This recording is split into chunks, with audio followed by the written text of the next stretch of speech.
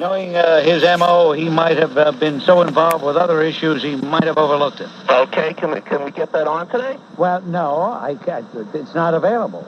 Okay. You know, these things take a little... it's not all that simple, you see. Okay, I understand. And what do you think of this, Bob? I want to make sure that the man in lieu of a mayor disengages himself next November.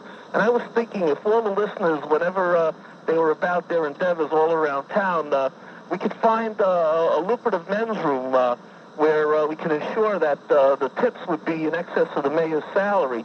And that would be good for the man in lieu of the mayor anyway, since he has a problem with filing his taxes. I knew you were going to say that. Well, you know, Bob, enough is enough. And whatever we got to do, I think that would be a good way to get rid of the man. If we could give him some incentive, I think we could be sure that Rudy would get in next time. Well, we are approaching 1993, and before you know it, we'll be in the midst of a mayoral campaign. And we'll see what the voters say. Hopefully there will be enough who will have the common sense to make a change. I doubt it, but because I have a very low opinion of the electorate, especially the electorate in New York City. When you have a one-party town in a one-party state in what is becoming scaringly a one-party country, look out.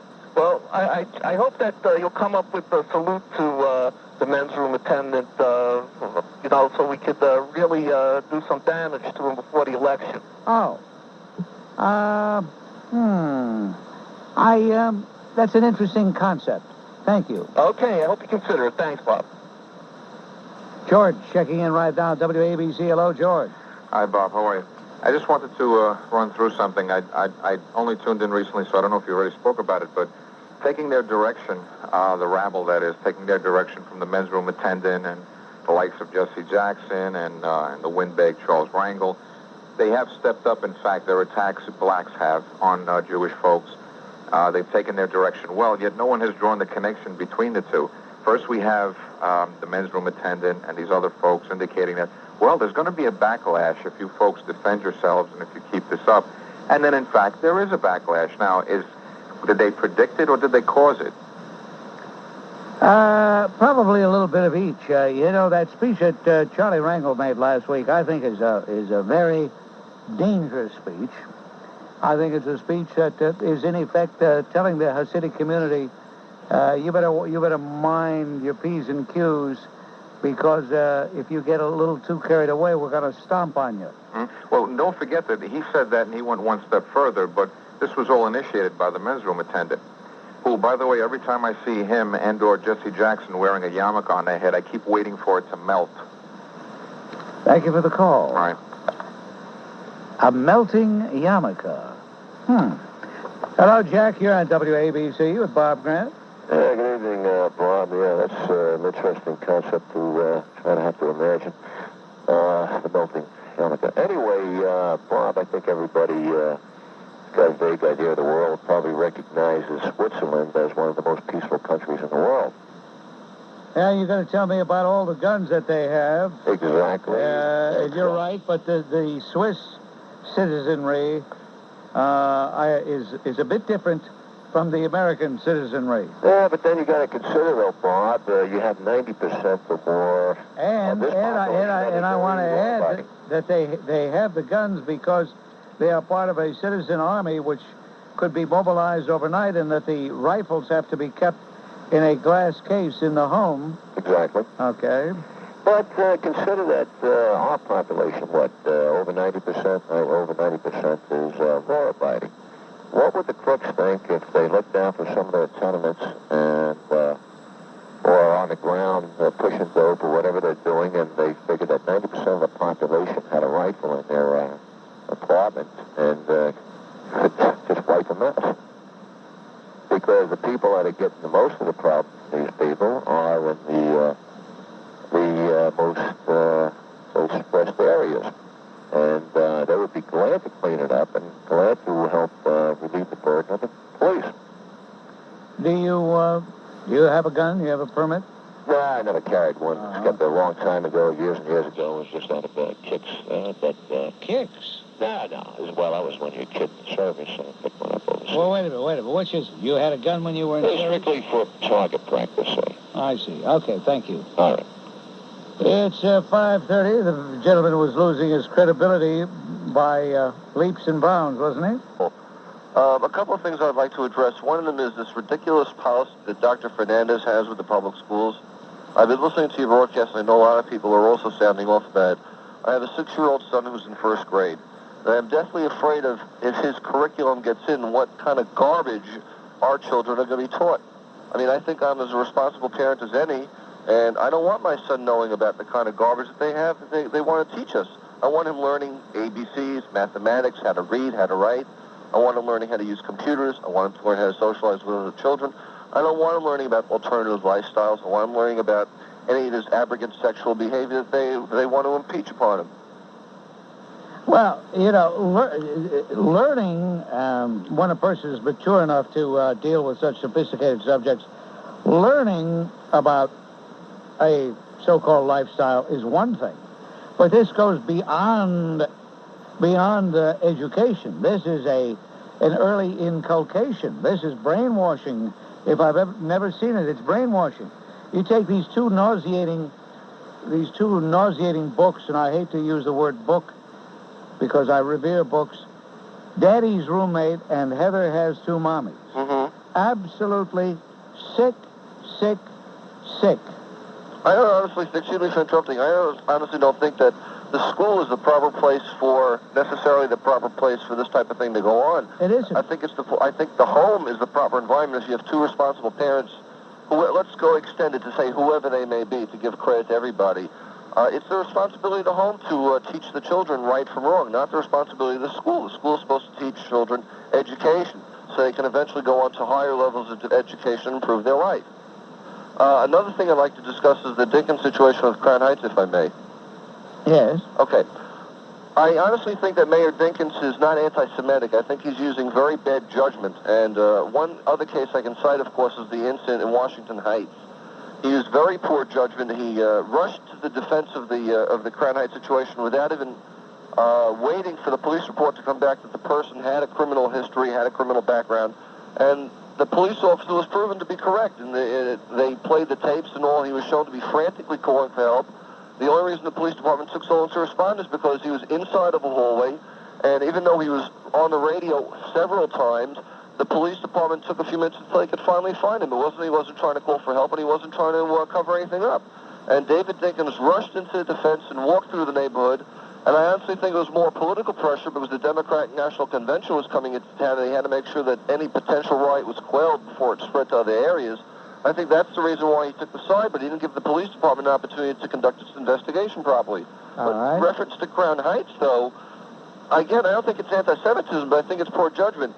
I mean, there's a theory that there was a mob attack on the yeshiva student, and he was killed by a mob. Yet only one person was brought into the justice system, and that one person was found innocent by a jury of supposed peers. And that's the first time, of course, as many people pointed out, that they went out to dinner with the defense attorney, which is... Right, you are. I appreciate everything you've said, and I thank you. I called regarding Somalia, but I wanted to make an aside first. This fellow you just spoke to a few minutes ago, you know, this is the problem with our country. Mayor Dinkins is not anti-Semitic. He's just using bad judgment. I mean, you know, what nonsense. Of course the guy is anti-Semitic and he's anti-white. Let's cut the baloney here. He's the type of guy that would say that Jesse Jackson used to spit in white man's food. He was using bad judgment. I mean, this is ridiculous. Now, why don't these people, develop their brains a little bit and come to the conclusion that's proper? These people are anti-Semitic, they're anti-white, they hate us all, and they wish we were all buried. Now, this is the fact of it, and that is a ding-dong. Now, regarding Somalia, I was opposed, Bob, to the sending of those 30,000 troops. I believe that we should feed them, send food, send medical supplies, but let the African nations over there send their troops in. Why ours? They're going to come back with all kinds of disease. I think it's criminal being the troops are there, I think it's criminal for the media to pinpoint every move that our troops make in Somalia. The world was first told that our troops would land before dawn last Wednesday. They were greeted with dozens of reporters who had the beaches lit up like a Christmas tree. How dumb. Now, supposing some group of warlords, knowing that our troops would embark Wednesday morning, suppose they planted a few landmines on the beaches just prior to their arrival. Then what? How many men would we have lost? Not to mention snipers firing into the Marines from the darkness. Or today, Bob, the announcement that our troops would be in Baidoa by this Wednesday. Suppose some fanatics have a surprise waiting for our men when they arrive. What happens then? Bob, you know, the media, especially TV, is bringing about the downfall of this country, and something has to be done fast.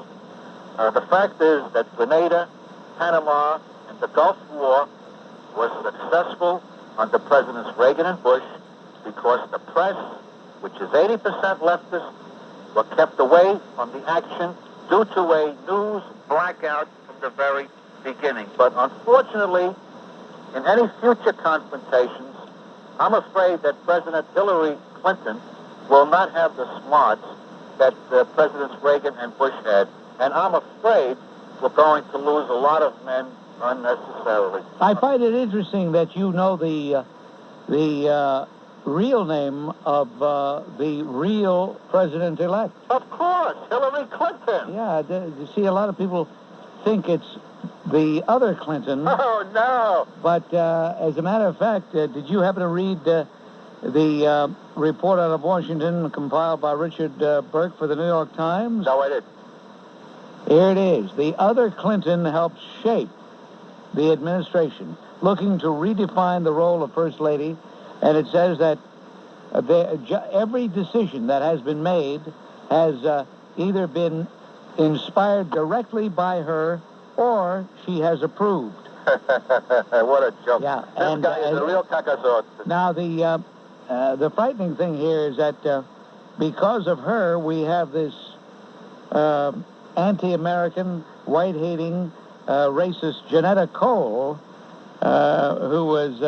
who has been active in Communist Front Venceremos Brigade. I read that. You remember the Venceremos Brigade? Well, no, I read the article, Evans and Novak. Well, Evans and Novak got the story from Human Events, and it's even worse than Evans and Novak say. But anyway, how did Johnnetta Cole come by this post? Her pal, Hillary. Hillary Clinton. You Right. believe this? I mean, look at this woman. I see a picture of her. I look at her, just by looking at her. What the hell does she know about anything? Well, the fact of the matter is, people have been saying, when are we going to have a woman president? When are we going to have a... Now we finally have one. How do you like that? All right, Tony. No, you're right, Bob. And it's a damn shame. And, you know, we shouldn't allow this to happen, really. We've got to do something about this. And the first thing we have to do is stop this immigration nonsense. Absolutely. Thank you. Thank you. But Yeah, Senator Robert Byrd of West Virginia said he tried to call the garage, the Capitol garage, and the person at the other end of the line couldn't understand him. He couldn't understand the person at the other end of the line. He didn't know what language that other person was speaking, and he says something's got to be done about it. Well, it's a high time you realized, Robert Byrd, what I've been talking about all these years. Tom, Bob Grant with you on WABC. Hello, Bob. It seems that the liberals, when they take a position which is indefensible, they're able to twist and turn the facts of the case, and with the help of the liberal media, they actually change the issue or cloud the issue, and their opponents are characterized as racist, Nazis, religious zealots, etc. There are a number of examples, and I wonder if you agree with me on some of these, is like the issue of Willie Horton. When Dukakis couldn't defend that as a crime issue, and when he couldn't defend that there was no reason to give violent criminals furloughs, I mean, if it slowed recidivism or something like that, then there might have been some basis to the argument. They twisted into a black and white issue, and the media went along with it. It wasn't a race issue, the Willie Horton situation. Clinton in his election, when he answered questions, did he ever do drugs? His first answer was, "I've never broken the laws of the United States." When he was pinged on the question if he ever smoked pot, he wound up admitting it, but then he says that he didn't inhale. And his questions about the draft were also, the media then tried to characterize the issue as something going back 20 years, when the issue that it really raised was his current honesty and openness in currently asking questions, and that issue seemed to slide by the boards. Okay. Do you agree with what I'm saying? No, as a matter of fact, Tom, this is not meant to be pejorative of you, hardly, but what you are doing is echoing statements I have made myself. Oh yeah. You are about one of the only people who bring the issues as they are issues, and where they've been changed by the liberal media. I believe the liberals know that the media will help them in changing an issue around. This multicultural curriculum, which supposedly teaches tolerance of blacks and religious groups, that part of the curriculum is fine. However, if you're opposed to teaching that homosexuality is normal, that it's not, an abnormal, you're branded, or the opposition is branded as being right-wing, ultra-religious zealots. And they've been getting away with it, Tom. That's the pathetic thing. They've been getting away with it for several reasons. One being the fact that most of the media is, of course, allied on the left. Two, there are a lot of people who are not on the left who fall into the trap, and they wind up defending something that doesn't have to be defended. It's a form of the red herring issue. And the next thing you know, they're defending themselves instead of sticking to the issue. And I thank you for the call. On WABC, I must say there's somebody... there are a lot of nice people who don't call, but they do write. But here's a very to-the-point card. Grant, WABC Radio, 2 Penn Plaza, New York, New York. It's postmarked December 10th. Way back in November, we did an interview about Jonathan Pollard. Anyway, this is what Tom Powers of West Babylon writes. Jonathan Pollard cost you another listener. I guess Tom means himself. Well, but on the other hand, I want to thank Paul Levinson, who says, "May the wonderful blessings of Christmas be with you throughout the new year." To a good friend, Bob Grant. That's from Paul Levinson. And he's out in Jamaica, New York. Nate Rubin sent a beautiful Christmas card. Thank you, Nate Rubin. It was one of the finest men I've ever had the privilege of meeting.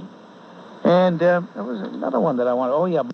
Thought somehow that we could reach a consensus when, in fact, they only have one goal, the total usurpation of the American society as it is. Look at what happened in Los Angeles, Bob, with that two-legged aardvark, Barbara Streisand, threatening to punish the good people of Colorado economically because they've decided that they don't want to give special privileges to perverts, degenerates, and sodomites. Such is the political nature of the liberal left, that they try to usurp the electoral system by telling the people who pass laws that they don't like that they will punish them economically the way they did to the good people of Arizona. They've destroyed our schools, and they know that no army on earth could ever defeat the greatest army in the universe, the United States Army. So how do they go about destroying one of the pillars of society? By allowing sodomites into the army, by making generals be more concerned with suits against them, with the rights of these sodomites, than their job of winning the war. They've destroyed their schools. Their next goal is the total destruction of the American army. But Bob, this being that we're on the cusp... Mike, if you want to continue after the news, please do so. WABC, New York. 4 o'clock. From Minority Heritage Preservation Act. That's what they call it, the Minority Heritage Preservation Act. With Bob Grant, hello. Thanks a lot, Bob. Haven't called you for almost a year.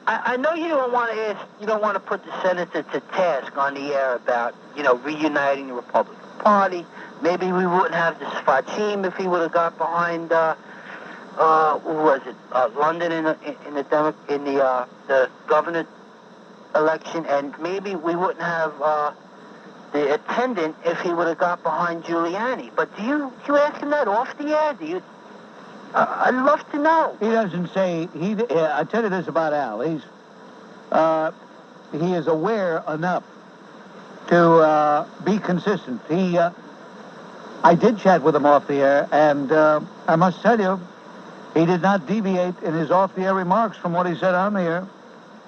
And I don't agree with him when he says Mr. Barrett is a good candidate or Ron Lauder is a good candidate. I don't agree. I think the two of them are amateurs, and I think they would be very weak candidates. I did ask him about Herb London, whom I think would make an excellent governor, and he did agree with me that Herb London would be an excellent choice. Yeah. Well, it seems like the Republicans are just spinning their wheels around here in this area. It's frustrating. Well, that's what happens when you have a one-party domination. The other party becomes suffers from atrophy. And I say this. I don't know how many people really understand or really can appreciate this, but without a viable two-party system, inevitably the public suffers. Well, I see it in Nassau County. Even though I'm a Republican, I think they take advantage. But now they're getting a little heat from the Democrats with the Board of Supervisors, and I think it's making for better government.